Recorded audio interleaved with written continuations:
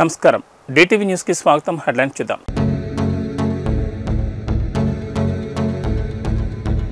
మేడిగడ్డకు బయలుదేరిన BRS declare చేయలేక రాద్ధాంతం చేస్తున్నారని కేటీఆర్ ఫైర్.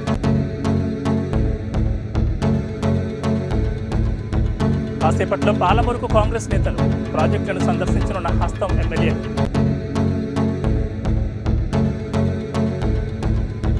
డ్రగ్స్ కేసులో మరో కీలక పరిణామం. హైకోర్టును ఆశ్రయించిన డైరెక్టర్ క్రిష్.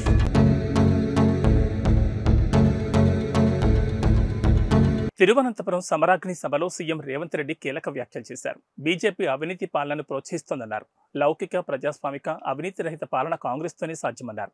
మోడీకి ప్రత్యామ్నాయం కాంగ్రెస్ మాత్రమే అన్నారు. దేశం మొత్తం మోడీపై యుద్ధం చేయాలన్నారు. వచ్చే ఎన్నికలు మోడీని ఓడించేందుకు జరుగుతున్న యుద్ధంగా సీఎం రేవంత్ అభివర్ణించారు. ఎన్నికల యుద్ధంలో ఇండియా కూటమిని గెలిపించుకోవాలన్నారు. ఇండియా కూటమిని బలహీనపరిచేందుకు కేసీఆర్ ప్రయత్నిస్తున్నారని రేవంత్ ఫైర్ అయ్యారు. ఫెడరల్ ఫ్రంట్ పేరుతో కేసీఆర్ కుట్ర చేస్తున్నారని మండిపడ్డారు. And moreover, your government, your communist government is like BRS government, corrupt government.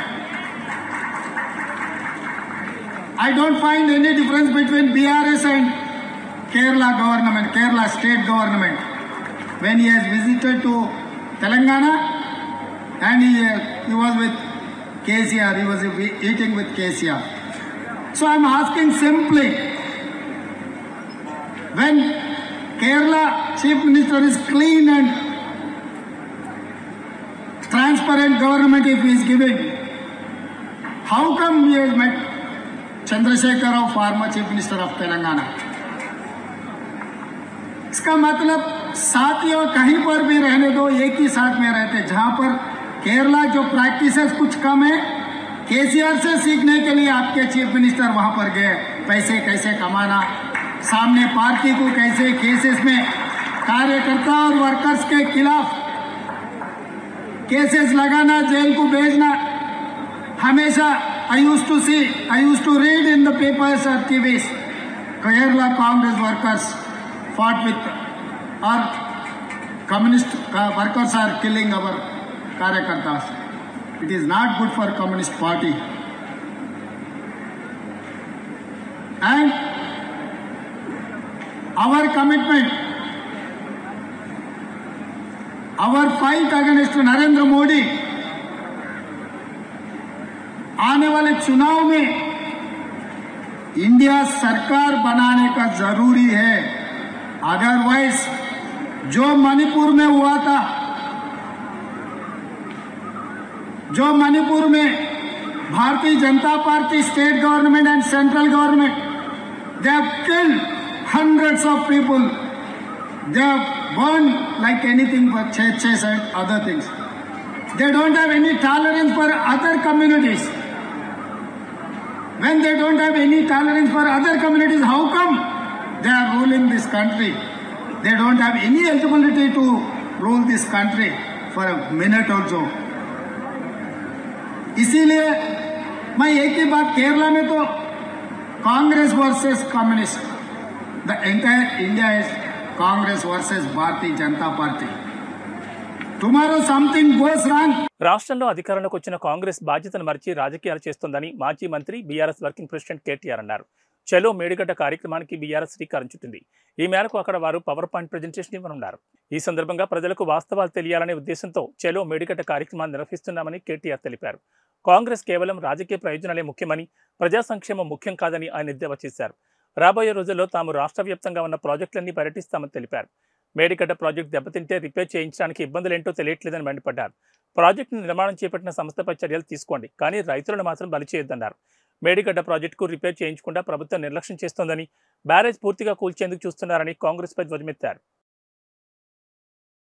Chalo మేడిగడ్డకు BRS పిలుపునివ్వడంతో దానికి కౌంటర్గా చెలో పాలమూరు రంగారెడ్డి ప్రాజెక్టుకు కాంగ్రెస్ పిలుపునిచ్చింది. సిడబ్ల్యూసీ మెంబర్ మాజీ ఎమ్మెల్యే వంశీచంద్రెడ్డి ఆధ్వర్యంలో ఉమ్మడి మహబూబ్నగర్ జిల్లాకు చెందిన పార్టీ ఎమ్మెల్యేలు వేర్లపల్లి శంకర్, అనిరుద్ రెడ్డి, ఎన్ఎం శ్రీనివాసరెడ్డి, చిట్టెం పర్ణికారెడ్డి, మధుసూదన్ రెడ్డి, శ్రీహరి ముదిరాజ్ పాలమూరు ప్రాజెక్టును సందర్శించనున్నారు. తొలుత దేవరకద్ర నియోజకవర్గంలోని కరివేన రిజర్వాయర్కు వెళ్తారు. అక్కడి నుంచి మధ్యాహ్నం 1 గంటకు జడ్చర్ల నియోజకవర్గంలోని ఉద్దండాపూర్ రిజర్వాయర్కు చేరుకుంటారు. అనంతరం షాద్నగర్ నియోజకవర్గంలోని లక్ష్మీదేవిపల్లి రిజర్వాయర్కు వెళ్తారు. 10 ఏళ్ల కేసీఆర్ పాలనలో పాలమూరు జిల్లాలోని ప్రాజెక్టులు ఏ విధంగా నిర్లక్ష్యానికి గురయ్యాయనేది ఈ సందర్భంగా కాంగ్రెస్ నేతలు వివరించనున్నారు. రాష్ట్రంలో పేరుకుపోయిన ధరణి అప్లికేషన్ల పరిష్కారానికి స్పెషల్ డ్రైవ్ కొనసాగుతోంది. ప్రతి మండలంలో 2 నుంచి 3 టీమ్స్ నియమించనున్నారు. తహసీల్దార్, డిప్యూటీ తహసీల్దార్, రెవెన్యూ ఇన్స్పెక్టర్ నేతృత్వంలో దరఖాస్తులు స్వీకరిస్తున్నారు. ప్రతి దరఖాస్తును పరిశీలించి అవసరమైతే ఫీల్డ్ ఇన్స్పెక్షన్ చేసి రిపోర్ట్ ఇస్తారు. ప్రతి తహసీల్దార్ కార్యాలయంలో అధికారులు అందుబాటులో ఉంటారు. పారాలీగల్స్, డిఆర్డీఏలో పనిచేస్తున్న కమ్యూనిటీ సర్వేయర్లు, అగ్రికల్చర్ విస్తరణాధికారులు, పంచాయతీ సెక్రటరీలను కూడా స్పెషల్ డ్రైవ్లో వినియోగించుకోనున్నారు. గ్రామాల వారీగా, మాడ్యూళ్ల వారీగా జాబితాలను సిద్ధం చేసి టీమ్స్కి తహసీల్దార్ అందజేస్తారు. ప్రతి దరఖాస్తుదారుడికి వాట్సాప్ ద్వారా సమాచారాన్ని అందజేస్తారు. డాక్యుమెంట్లు అవసరమైతే అడగొచ్చు. అలాగే సేత్వార్, ఖాస్రా, సెసల్లా, పహానీ, పాత పహానీ, 1B రిజిస్టర్, ధరణి డేటాను పరిశీలిస్తారు. అసైన్మెంట్, ఇనామ్, పీఓటీ రిజిస్టర్స్, భూదాన్, వక్ఫ్, ఎండోమెంట్, ల్యాండ్ రికార్డులు అవసరమైతే వెరిఫై చేసే అధికారాన్ని కట్టబెడుతూ CCLA నవీన్ మిట్టల్ ఉత్తర్వులు జారీ చేశారు. అవసరమైతే ఫీల్డ్ విజిట్ చేస్తారు. స్థానిక విచారణ చేసి వాస్తవాలు తెలుసుకునేందుకు అవకాశం ఇచ్చారు. ఫీల్డ్ విచారణ పూర్తయిన తర్వాత అప్లికేషన్లపై రిపోర్ట్ సమర్పిస్తారు. అవి ఆమోదించవచ్చు లేదా తిరస్కరించవచ్చు. ప్రతి రిపోర్ట్ తప్పనిసరిగా అప్రూవల్ ఇచ్చి అథారిటీకి పంపిస్తారు. అప్రూవల్ చేసే అథారిటీ వాటిని నిర్దేశించిన ఫార్మాట్ ద్వారా ఆమోదించడం లేదా తిరస్కరిస్తున్నట్లు పేర్కొంటూ ఉన్నతాధికారులకు సమర్పిస్తారు. ఇవాళ నుంచి ఈ నెల 9 వరకు రెవెన్యూ స్పెషల్ డ్రైవ్ ద్వారా పెండింగ్లోని ప్రతి దరఖాస్తును పరిష్కరించాలని, ఏ ఒక్కటి పెండింగ్లో ఉంచొద్దని ఆదేశించారు. ప్రభుత్వ భూములను తప్పనిసరిగా పరిరక్షించే విధంగానే డ్రైవ్ ఉండాలన్నారు. తహసీల్దార్లు, ఆర్డీఓల ద్వారా కలెక్టర్లను ప్రతిరోజు మానిటరింగ్ చేయాలని మార్గనిర్దేశం చేశారు. అయితే స్పెషల్ డ్రైవ్ ప్రోగ్రాం పూర్తిగా ధరణి కమిటీ డిజైన్ చేయడం గమనార్హం. రైతులను ఇబ్బందులు గురి చేయకుండా పూర్తి చేయాలని మార్గనిర్దేశాల్లో ప్రత్యేకంగా ప్రస్తావించారు.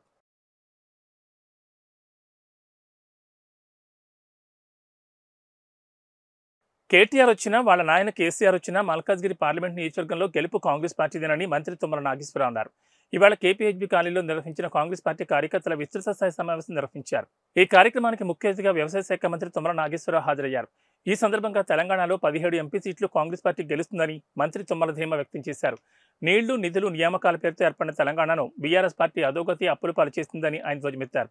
వచ్చే పార్లమెంట్ ఎన్నికల్లో ప్రతి కాంగ్రెస్ కార్యకర్త అన్ని పార్లమెంట్ స్థానాలను గెలిపిస్తారనే ఆశాభావాన్ని వ్యక్తం చేశారు. అందరికీ నమస్కారం. ఈరోజు మల్కాజ్గిరి పార్లమెంట్లో కూకటిపల్లి నియోజకవర్గ పార్లమెంట్ ఎన్నికల సన్నాహక సమావేశం ముఖ్య కార్యకర్తలతో నడిచింది. తప్పకుండా మల్కాజ్గిరి పార్లమెంట్ నియోజకవర్గం కాంగ్రెస్ పార్టీ కైవసం చేసుకోబోతా ఉంది.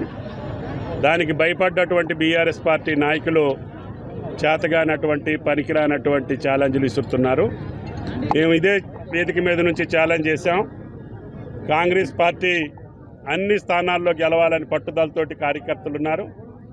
బీఆర్ఎస్ పార్టీ ముఖ్యమంత్రి గారు ఛాలెంజ్ చేసినటువంటి ఒక్క సీటు గెలిచి ఈ రాష్ట్రంలో నిలబడండి అని ఛాలెంజ్ చేశారు. దానికి కేటీఆర్ గారు మల్కాజ్గిరికి రమ్మని అడుగుతున్నారు. తప్పకుండా కేటీఆర్ గారు వస్తే మల్కాజ్గిరిలోనే ఓడించి కాంగ్రెస్ పార్టీ కార్యకర్త చేతిలో ఇంటికి పంపిస్తామని చెప్పి ఛాలెంజ్ చేశాం. దానికి అనుగుణంగా కాంగ్రెస్ కార్యకర్తలందరూ కూడా పట్టుదలతోటి కేటీఆర్ గారు వచ్చినా, వాళ్ళ నాయన గారు వచ్చినా మల్కాజ్గిరిలో ఓడించి పంపిస్తామని చెప్పి పట్టుదలతో ఉన్నారు. దానికి ఆ ఛాలెంజ్ని స్వీకరించమని చెప్పి బీఆర్ఎస్ పార్టీని మేము హెచ్చరిక చేస్తాం. ఎన్నికల షెడ్యూల్ రాకముందే బీజేపీ లోక్సభ అభ్యర్థుల తొలి జాబితా ప్రకటించనుంది. ఇందుకు గాను ఆ పార్టీ అగ్రనాయకత్వం ఇప్పటికే కసరత్తును పూర్తి చేసింది. తొలి జాబితాలో అభ్యర్థుల పేర్ల ఖరారు కోసం గురువారం సాయంత్రం సమావేశమైన బీజేపీ కేంద్ర ఎన్నికల కమిటీ అభ్యర్థులను ఖరారు చేసింది. ప్రధాని నరేంద్ర మోడీ, పార్టీ జాతీయ అధ్యక్షుడు జేపీ నడ్డా అధ్యక్షతన జరిగిన ఈ సమావేశానికి కేంద్ర హోంమంత్రి అమిత్ షా, పలువురు ఇతర కేంద్ర మంత్రులు, బీజేపీ పాలిత రాష్ట్రాల సీఎంలు, తెలంగాణ, ఉత్తరప్రదేశ్, మధ్యప్రదేశ్, రాజస్థాన్, ఉత్తరాఖండ్, గుజరాత్, గోవా, ఛత్తీస్గఢ్ రాష్ట్రాల నేతలతో బీజేపీ సీఈసీ భేటీ అయింది. తొలి విడతలోనే సగం సీట్లకు ఎంపీ అభ్యర్థులను ప్రకటించనున్నట్లు సమాచారం. 2-3 రోజుల్లో ఈ జాబితా విడుదల చేసే అవకాశం ఉన్నట్లు పార్టీ వర్గాలు చెబుతున్నాయి. గత లోక్సభ ఎన్నికల్లో తక్కువ మెజార్టీతో గెలిచిన సీట్లు, పార్టీ బలహీనంగా ఉన్న సీట్లలో అభ్యర్థులను తొలుత ప్రకటించనున్నట్లు తెలుస్తోంది. దీని ద్వారా ఆయా అభ్యర్థులకు ఎన్నికల ప్రచారానికి కనీసం 50 రోజుల సమయం దొరుకుతుందని పార్టీ నాయకత్వం భావిస్తోంది. కాగా తొలి జాబితాలో తెలంగాణ నుంచి సుమారు 8 మంది అభ్యర్థులు ఖరారైనట్లు సమాచారం. ఖరారైన వారిలో సికింద్రాబాద్ కిషన్ రెడ్డి, నిజామాబాద్ ధర్మపురి అరవింద్, కరీంనగర్ బండి సంజయ్, చేవెళ్ల కొండ విశ్వేశ్వరరెడ్డి, భువనగిరి బోరా నరసయ్యగౌడ్, హైదరాబాద్ మాధవీలత, మహబూబ్ నగర్ డీకే అరుణ, నాగర్ కర్నూలు భారత్ ప్రసాద్ ఉన్నట్లు తెలుస్తోంది. శ్రీశైలంలో నేటి నుంచి మహాశివరాత్రి బ్రహ్మోత్సవాలు ప్రారంభం కానున్నాయి. ఇవాళ ఉదయం శాస్త్రోక్తంగా యాగశాల ప్రవేశంతో మహాశివరాత్రి బ్రహ్మోత్సవాలకు శ్రీకారం చుట్టామని ఈవో పెద్దిరాజు తెలిపారు. మహాశివరాత్రి బ్రహ్మోత్సవాల సందర్భంగా ఆలయంలో యాగశాల ప్రవేశం, వేదస్వస్తి, శివ సంకల్పం, చండీశ్వర పూజ, కంకణ పూజ, దీక్షా కంకణధారణ నిర్వహిస్తున్నారు. స్వామివార్ల అలంకార దర్శనానికి మాత్రమే భక్తులకు అనుమతిస్తామని ఈవో తెలిపారు. శివదీక్ష చేపట్టిన ఇరుముడి స్వాములకు ఇవాళ నుంచి 5వ తేదీ వరకే స్వామివారి సర్వదర్శనం ఉంటుందన్నారు. బ్రహ్మోత్సవాల సమయంలో అన్ని ఆర్జిత సేవలను పూర్తిగా ఆపేస్తున్నట్లు చెప్పారు. అందరి యొక్క సహకారంతో ఏర్పాట్లు అవి చేసుకోవడం జరిగింది. దీనిలో భాగంగా ముఖ్యంగా 8వ తారీఖున శివరాత్రి ఆ రోజు స్వామి అమ్మవారి యొక్క కళ్యాణోత్సవం జరుగుతుంది రాత్రి 12 గంటలకి. అలాగే 10 గంటల నుంచి రాత్రి 10 గంటల నుంచి 12 గంటల వరకు కూడా పాకాలంకరణ ఉత్సవం అనేది ఉంటుంది. ఈ శివరాత్రి ఉత్సవాల సందర్భంగా లక్షలాది మంది భక్తులు దేశం నలుమూల నుంచి కూడా ఈ క్షేత్రానికి వస్తారు. కాబట్టి అందరి యొక్క సహకారంతో వివిధ శాఖల యొక్క సమన్వయంతో అందరి భక్తులకి కూడా ముఖ్యంగా నడక మార్గంలో వచ్చేటటువంటి భక్తుల్ని కూడా దృష్టిలో పెట్టుకొని అన్ని సౌకర్యాలు కూడా ఏర్పాటు చేస్తున్నాము. చలువ పందులు అవి ఏర్పాటు చేయడం జరుగుతోంది. అలాగే నడక మార్గంలో వచ్చేటటువంటి భక్తులకి మంచినీటి సదుపాయము, అలాగే దాతల యొక్క సహకారంతో అన్నప్రసాద వితరణ కూడా జరుగుతుంది. అలాగే లడ్డూలు విక్రయ కేంద్రాలు కూడా అదనంగా లడ్డూ కౌంటర్లు కూడా మనం ఏర్పాటు చేస్తున్నాము. ట్రాఫిక్ని క్రమబద్ధీకరించే విధంగా కూడా చర్యలు తీసుకుంటున్నాము. 11 పార్కింగ్ ప్రదేశాలను కూడా ఐడెంటిఫై చేసి ట్రాఫిక్కి ఇబ్బంది లేకుండా కూడా చూడటం జరుగుతోంది. అలాగే క్యూ లైన్లు కూడా ఎక్కువగా ఏర్పాటు చేస్తున్నాము. ముఖ్యంగా ఇది శివస్వాములకి ఇబ్బంది లేకుండా 1వ తారీఖు నుంచి 5వ తారీఖు వరకు కూడా ఉచిత ఈ స్పర్శ దర్శనం ఏర్పాటు చేయడం అనేది జరుగుతోంది. అలాగే 6వ తారీఖు నుంచి 11 వరకు కూడా ఎలాంటి ఈ స్పర్శ దర్శనాలు అవి ఉండవు. ఈ 11 రోజుల పాటు ఆర్జిత సేవలు రద్దు చేయడం అనేది జరుగుతోంది. ముఖ్యంగా శివరాత్రి అధిక సంఖ్యలో వచ్చే భక్తుల్ని దృష్టిలో పెట్టుకొని అన్ని విధాలుగా కూడా సమన్వయం చేసుకుంటూ వివిధ శాఖల యొక్క సహకారంతో ముఖ్యంగా పోలీస్ సిబ్బంది యొక్క సహకారంతో అన్ని విధాల వారికి సౌకర్యంగా ఉండే విధంగా ఏర్పాట్లు చేస్తున్నాము. అలాగే వికలాంగులకి వృద్ధులకి కూడా చంటి పిల్లలకి కూడా ప్రత్యేకించి క్యూ లైన్ అవి ఏర్పాటు చేస్తున్నాము. శివస్వాములకి ప్రత్యేకించి క్యూ లైన్ అవి ఏర్పాటు చేస్తున్నాము. దర్శనానికి ఇబ్బంది లేక ముఖ్యంగా సామాన్య భక్తులని యొక్క దృష్టిలో పెట్టుకొని వారికి శీఘ్రగతిని దర్శనం అయ్యే విధంగా కూడా చర్యలు తీసుకోవడం అనేది జరుగుతుంది. అలాగే స్నాన ఘట్టాలు అవి ఏర్పాటు చేయడం, పాతాళ గంగ వద్ద కూడా షవర్లు అవి ఏర్పాటు చేయడము, తర్వాత ప్రత్యేకించి అదనంగా టాయిలెట్ సౌకర్యాలు కూడా కల్పించడం, మంచినీటి సదుపాయం కల్పించడము.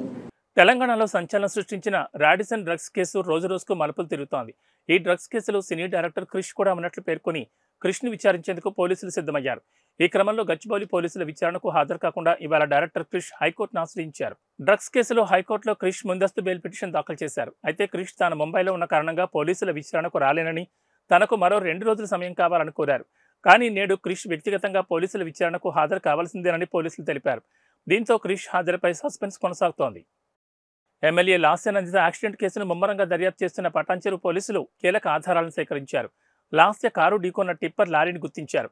దాన్ని పోలీసులు సీజ్ చేశారు. లారీ డ్రైవర్ పరారీలో ఉన్నట్లు తెలుస్తోంది. దీంతో డ్రైవర్ను పట్టుకునేందుకు పోలీసులు గాలింపు చర్యలు చేపట్టారు. లాస్య కారు మొదట లారీని ఢీకొట్టినట్లు పోలీసులు చెప్పారు. సరిగ్గా వారం క్రితం అంటే ఫిబ్రవరి 23న తెల్లవారుజామున MLA Lasya Nanditha car Patancheru outer ring రోడ్డుపై ప్రమాదానికి గురై మరణించారు. ఆమె కారు అదుపు తప్పి లారీని ఢీకొట్టి రైలింగ్ను గుద్దడంతో ఆమె అక్కడికక్కడే చనిపోగా ఎమ్మెల్యే ఫ్రెండ్ పిఏ ఆకాష్కు తీవ్ర గాయాలయ్యాయి. ప్రస్తుతం ఆకాష్ ఆసుపత్రిలో చికిత్స పొందుతున్నాడు. ఈ ప్రమాదంపై కేసు నమోదు చేసి దర్యాప్తు చేస్తున్న పోలీసులు ఆకాష్ నిద్రమత్తులో కారు నడపడంతోనే ఈ ప్రమాదం జరిగినట్లు చెప్పారు. కరీంనగర్ జిల్లా వేణవంకలో మినీ మేడారం శ్రీ సమ్మక్క సారలమ్మ జాతర గత 40 ఏళ్లుగా ఎఫ్టీవీ టొరిటో వ్యవస్థాపకులు సీఈఓ పాడి ఉదయనందన్ రెడ్డి ఫ్యామిలీ మహా వైభవంగా నిర్వహిస్తున్నారు. జాతర ఘనంగా నిర్వహించేందుకు అన్ని ఏర్పాట్లు దగ్గరుండి ఉదయనందన్ రెడ్డి చూశారు. భక్తులు సమ్మక్క సారలమ్మ గద్దెల దగ్గర మొక్కులు, కొబ్బరికాయలు కొట్టి కానుకలు హుండీల్లో వేశారు. ఈ జాతరకు ప్రతి ఏటా తెలంగాణ నుంచే కాకుండా వివిధ రాష్ట్రాల నుంచి 1,00,000కు మించి భక్తులొచ్చారని ధర్మకర్తలు తెలిపారు. 7 హుండీలను ప్రభుత్వ అధికారులు, పోలీసులు, సమ్మక్క సారలమ్మ ధర్మకర్తలు, కమిటీ సభ్యుల సమక్షంలో లెక్కించారు. సుమారు 100 మంది కలిసి హుండీల్లో ఉన్న కానుకలను లెక్కించారు. మొత్తం 7,40,000 రూపాయల ఆదాయం వచ్చింది. ఈ డబ్బులు గ్రామాభివృద్ధికి ఖర్చు చేయనున్నట్లు ఉదయనందన్ రెడ్డి తెలిపారు. జాతరకు సహకరించిన ప్రతి ఒక్కరికి ఉదయనందన్ రెడ్డి కృతజ్ఞతలు తెలిపారు.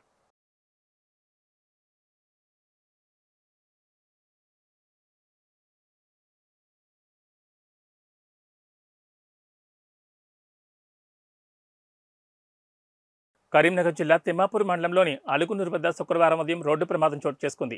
రహదారి మధ్యలో ఉన్న డివైడర్ చెట్లకు నీటిని పడుతున్న మున్సిపల్ వాటర్ ట్యాంకర్ను TS02FD9989 నంబర్ గల కారు అతివేగంగా వచ్చి ఢీకొట్టింది.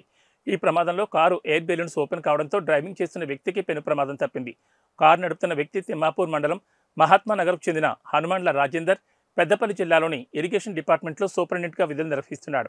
ఈ తరుణంలో విధులకు హాజరవ్వాలనే ఉద్దేశంతో కారులో వెళ్తూ అలుగునూరు వద్దకు రాగానే ట్రాక్టర్ను ఢీకొట్టాడు. ట్రాక్టర్ వెనుక నీళ్లు పట్టే వ్యక్తి ఆ సమయంలో లేకపోవడంతో భారీ ప్రమాదం తప్పింది. సంఘటనా స్థలానికి చేరుకున్న ఎల్ఎండి పోలీసులు వివరాలు నమోదు చేసుకుని దర్యాప్తు చేస్తున్నట్లు తెలిపారు.